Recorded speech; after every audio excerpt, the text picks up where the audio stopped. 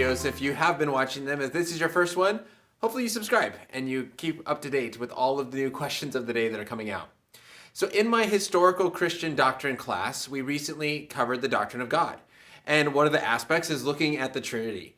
And one thing that you might be here for and why you clicked on this video is that the Trinity can be very confusing. And there's a lot of confusion about what Christians mean by it. So hopefully, I'm going to create 3 videos. I am going to do that, but hopefully these 3 videos help you in understanding 3 important parts when it comes to the Trinity. So this first one is the Trinity logical? Does it logically even make sense, or is it crazy, as some will say? The second video that will come out is the Trinity biblical? Is there a biblical reason to believe in it? And the third one is going to be, what are some bad analogies for the Trinity and what we maybe shouldn't use in order to explain it? So here's our first one discussing, is the Trinity logical? Now, what most people do, and the misunderstanding that happens, is they say, look, if the Father is God and Jesus is God and the Holy Spirit is God, you have the Father and you got Jesus and you have the Holy Spirit, you have 3 gods, and that equals 3. It's basic math. You Christian, you're crazy. What are you trying to do saying that there's 3 gods, but there's still only one God? Well, that's a problem. Now, Christians sometimes have a little funny way of trying to get around this. And they go, well, no, it's not 1 plus 1 plus 1. It's 1 times, oh, I just did plus. It's 1 times 1 times 1. And so guess what? My goodness, I'm all over the place. You still get 1. Now, this is a silly little word game that doesn't really mean much. But when you understand what we mean by the Trinity, you realize it's not this. It's not 3 gods and 1 God. That would be a logical contradiction. It's not 3 persons in 1 person or 3 beings in 1 being. What we have is 3 persons in 1 being. Now, there's some analogies that we can use that help us understand aspects.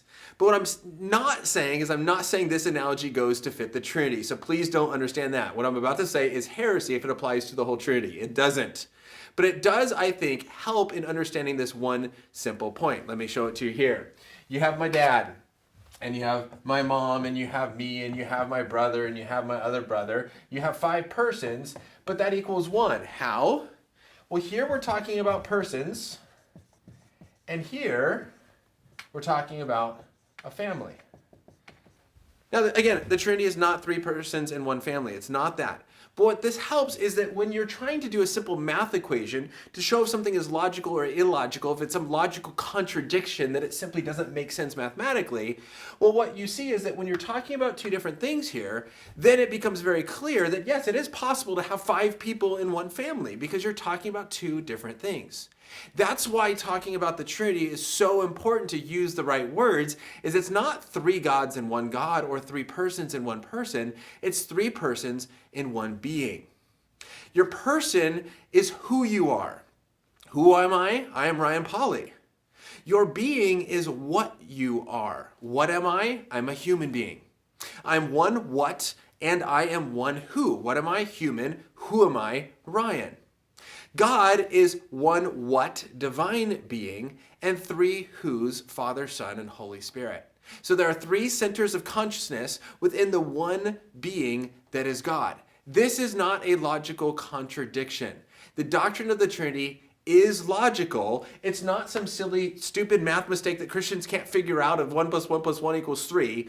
But when we're talking about 2 different things, we're talking about persons and beings, you can have 3 persons in 1 being because we're talking about 2 different things, a who versus a what. Hopefully that helps in seeing that the Trinity is not illogical. It is logical. It does make sense. Now the next question is it biblical? And that will be in the next video. Hopefully this helped. See you later with more information on the Trinity.